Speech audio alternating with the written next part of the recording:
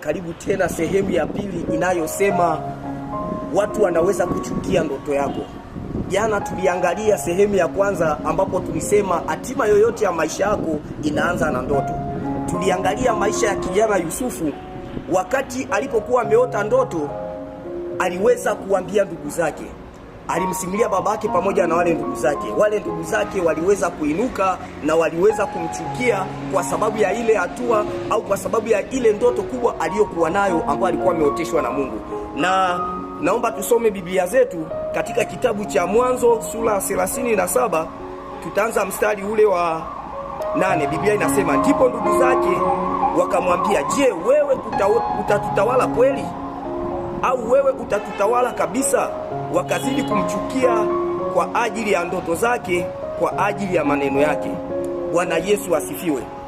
Tunaona ndugu zake na Yusufu walimchukia ndugu yake, walimchukia Yusufu ni kwa sababu ya ndoto aliyokuwa nayo. Baada ya kuwaeleza au baada ya kwamba wametambua ndoto kubwa ambayo Yusufu anayo ndani yake, waliweza kumchukia.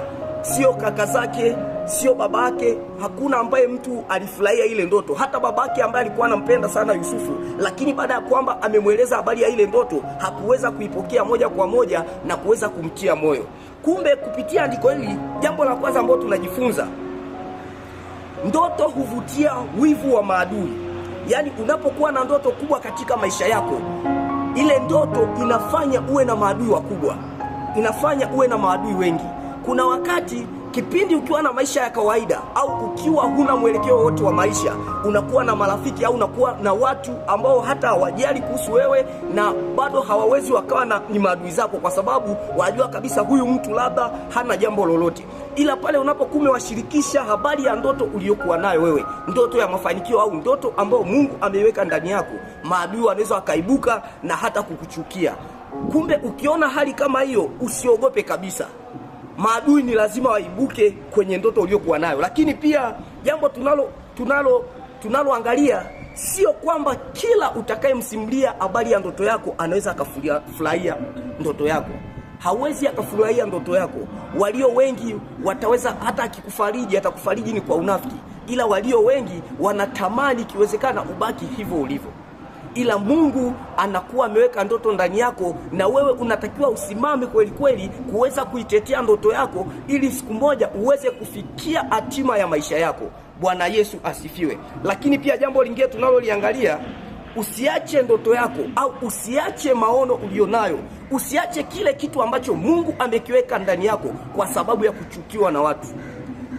Ni sawa atakuchukia baada ya kutambua kwamba huyu mtu ana ndoto ya kuwa 1 2 3, ana ndoto ya kuwa fulani, ana ndoto ya kuwa kiongozi fulani. Watakuchukia na hata kuweza kuanzisha visa mbalimbali ili kusudi kwamba usifanikiwe katika ndoto yako. Lakini usisubutu kukata tamaa. Usiache kutimiza ndoto yako au usiache kuishi na matumaini hayo ya ndoto ambayo Mungu amekupa kwa sababu ya kuchukiwa na watu wengine. Unajua, katika maisha zipo changamoto nyingi sana. Kwenye maisha ya Yusufu, pamoja na kwamba alichukiwa na ndugu yake, hawakuishia kumchukia.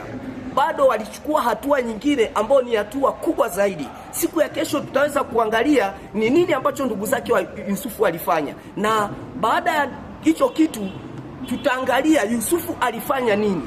Yusufu, je, alifanikiwa katika ndoto yake au ndoto yake ilishia hewani? Naomba usiache kufuatilia sehemu inayofuata ili kusudi kwamba uweze kujua ni nini ambacho maisha ya Yusufu kiliweza kutokea katika maisha yake. Hatima ya maisha ya Yusufu ilikuwaje? Mungu akubariki sana.